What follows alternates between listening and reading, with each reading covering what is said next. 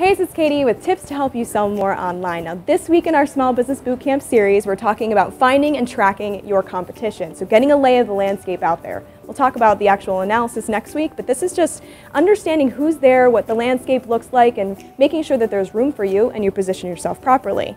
So first step, Google it. Very simple. Get out there, look up your product idea, product name, actual business idea, see who's out there. There are other tools that you can take a look at. Keyword Spy, Alexa, going to be really great resources for you, but the big one's just going to be Googling it and seeing who's out there and what's living, what's not.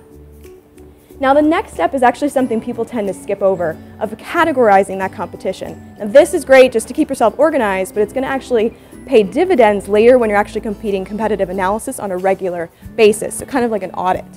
First one, direct competition, no-brainer. People selling the same product brand or selling to the same audience as you are, so again, direct competition, keeping track of these guys. But then secondary competition, so this is more indirect. High versus low-end items, maybe they're selling to an entirely different audience based on their brand and positioning, but this could be maybe you plan on selling Rolex watches, they're selling Timex watches. You want to keep an eye on what they're doing to see if they expand their product catalog and they become a direct competitor over time. Just an example.